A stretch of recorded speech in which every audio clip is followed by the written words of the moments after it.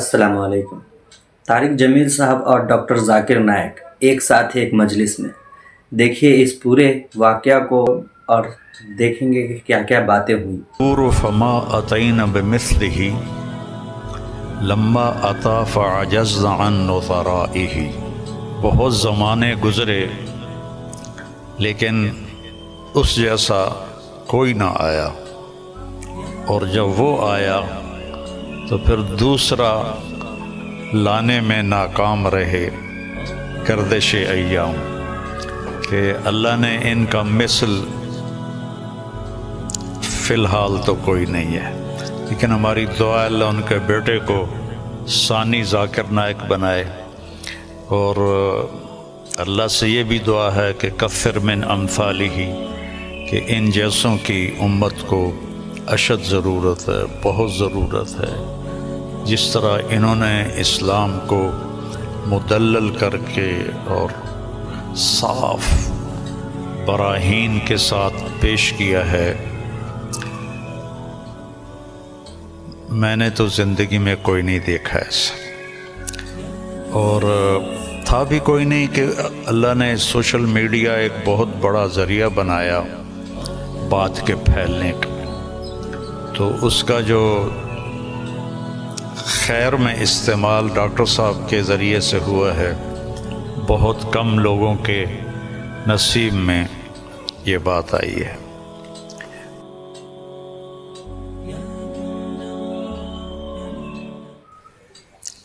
ہم سب ڈاکٹر ذاکر نائک صاحب دامت برکاتہم کی کے استقبال میں یہاں جمع ہوئے ہیں، اور مجھے میزبانی کا شرف اللہ نے بخشا ہے۔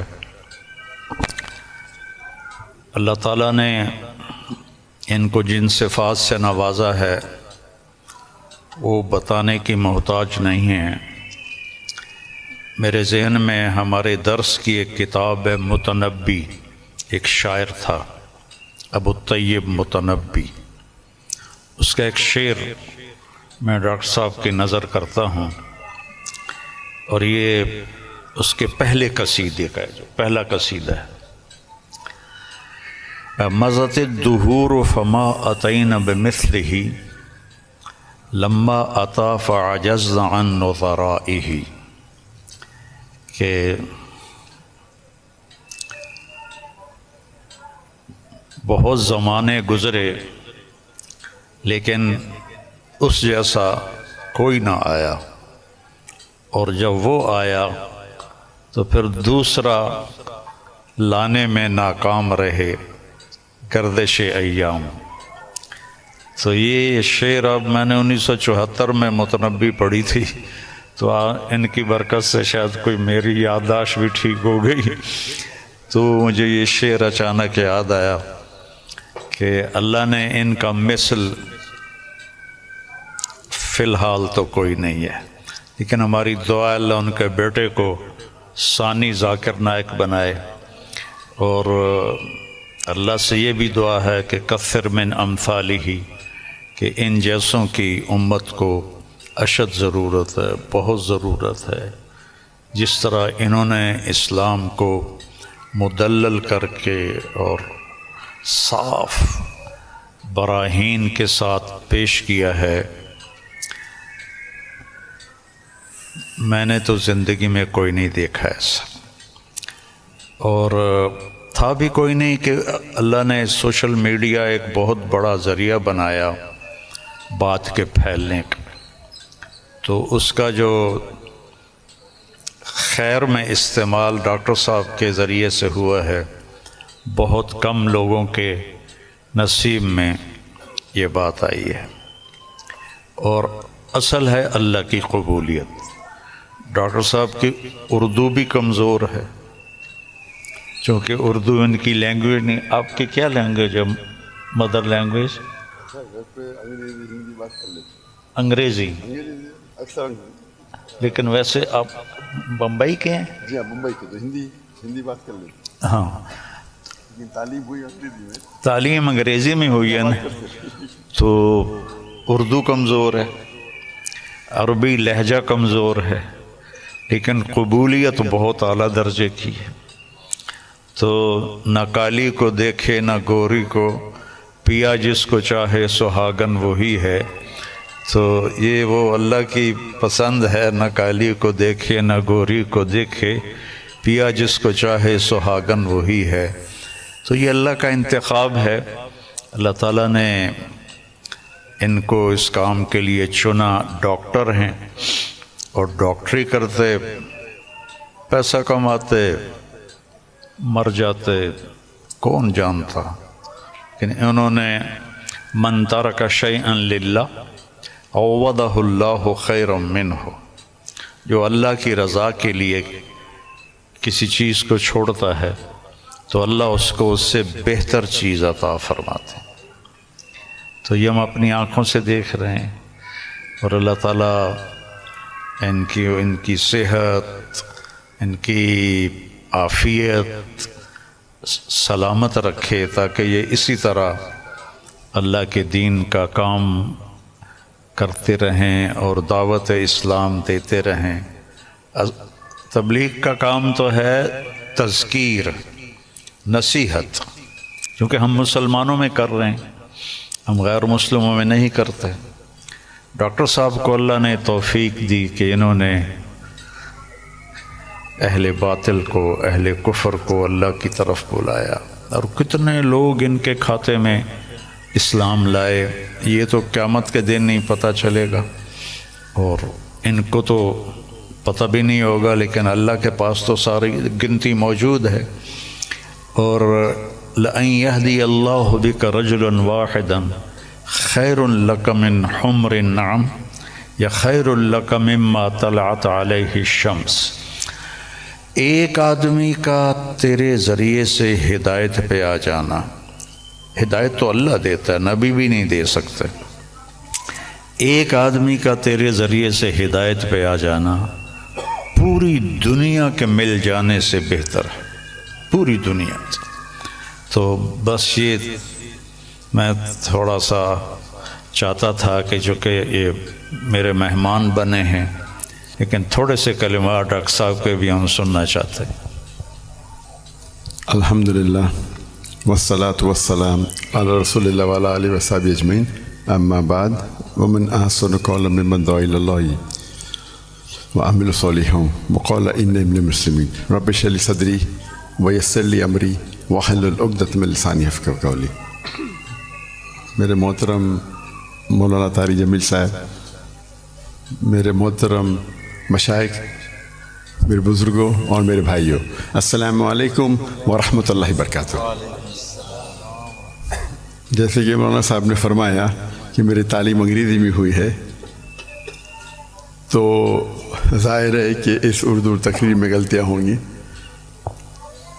تو امید رکھتا ہوں کہ آپ اس غلطیوں کا نظر انداز کریں گے. الحمدللہ میں کئی سالوں سے پاکستان آنے کی تمنا رکھتا تھا، کئی سالوں سے، اور اللہ نے اسے اب پورا کیا. 11-12 دن پہلے میں پاکستان میں آیا الحمدللہ، اور آج میں لاہور شہر میں آیا. اور میری تمنا تھی کہ مولانا طارق جمیل صاحب سے ملوں. ملاقات پہلے ہو چکی تھی، ان سے مکہ میں ملاقات ہوئی تھی، لیکن اپنے شہر میں ملنے کا کچھ الگ لطف ہے. الحمدللہ آج مجھے بہت خوشی ہو رہی ہے. اور جب میں پاکستان میں آیا تقریباً 11 دن ہو گئے، مجھے بہت خوشی ہو رہی جو جذبہ پاکستانیوں کو دیکھ کے. الحمدللہ میں ان کا جذبہ تو باہر دیگر مذاہب میں دیکھ چکا ہوں. جب ملاقات ہوتی ہے گلف کنٹری میں، چاہے Dubai who, Saudi who, Qatar who, Kuwait who, you کے ہو، لیکن الحمدللہ. اور مجھے لگتا ہے کہ جو پوٹینشیل ہے پاکستانیوں کا وہ بہت ماشاءاللہ بہت ہائی ہے. اور پاکستان ایک واحد ملک ہے پوری دنیا میں جو اسلام کے نام پہ الگ ہوا، واحد ملک. تو ہمیشہ پاکستان سے امید رہتی ہے. اور اب آنے کے بعد جو پاکستانیوں کی محبت دیکھی اور جو ان کا جذبہ دیکھا، باہر تو دیکھتا تھا، پاکستان آ کے ماشاءاللہ دل بے حد خوش ہوا. اور جتنے مدارس میں ہم گئے، چاہے کراچی میں، چاہے لاہور میں، الحمدللہ اکثر دیکھتے ہیں کہ سوشل میڈیا میں آپس میں تناؤ رہتا ہے، لیکن میں جب یہاں آیا تو جو محبت دیکھی میں نے، کافی خوش ہو گیا الحمدللہ.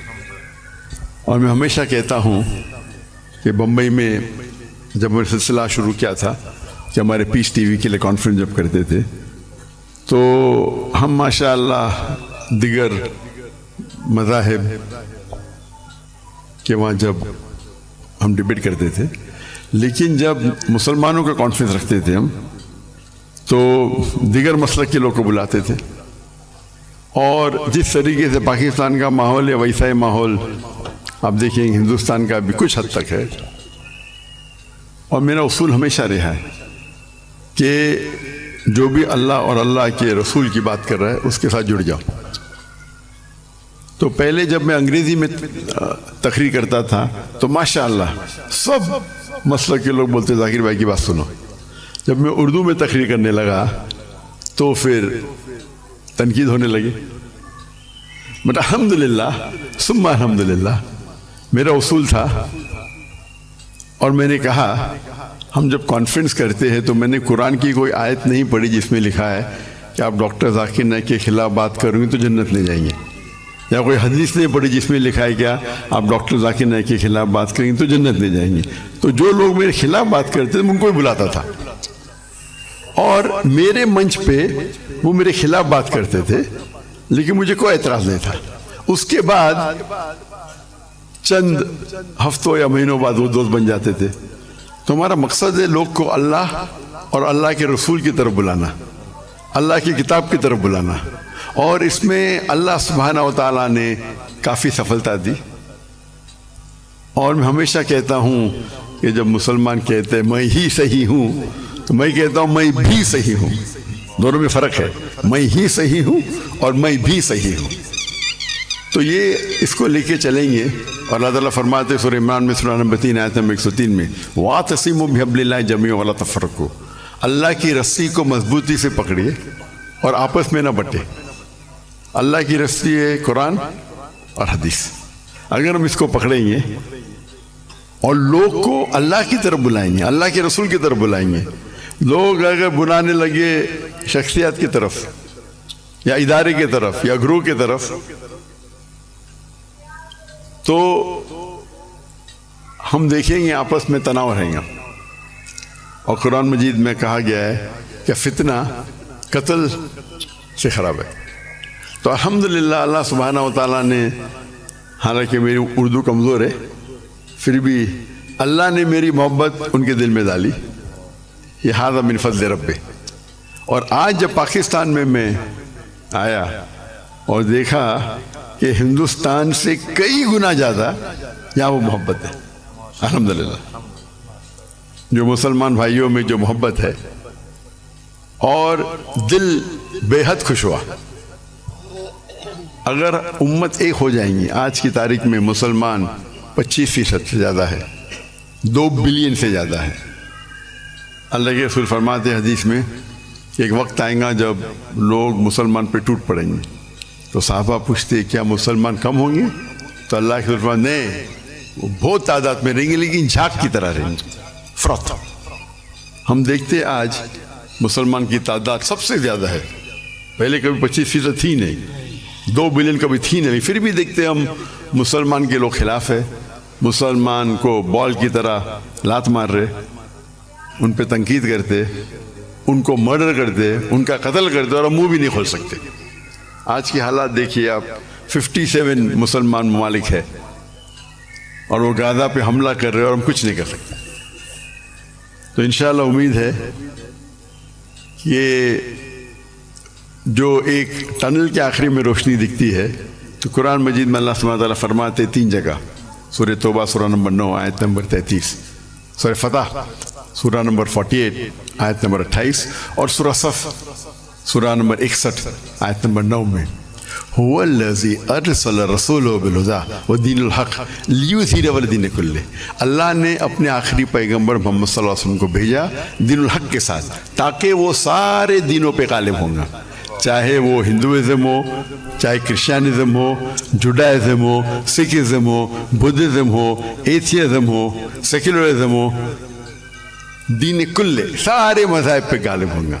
اور اللہ تعالیٰ فرماتے دو جگہ پہ وَلَوْ كَرِهَ الْمُشْرِكُونَ، چاہے کتنا بھی مشرک نہ چاہے، اور ایک جگہ فرماتے وَكَفَى بِاللَّهِ شَهِيدًا، کہ اللہ شہادت کے لیے کافی ہے۔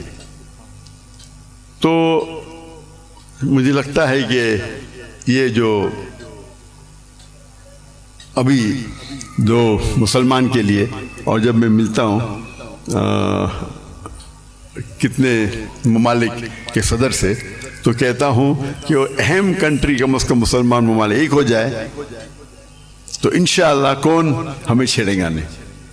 تو امید ہے کہ پاکستان سے وہ واحد ملک ہے جس کے پاس نیوکلیر ویپنری ہے، واحد ملک ہے جو اسلام کے نام پہ بنا، تو انشاءاللہ امید ہے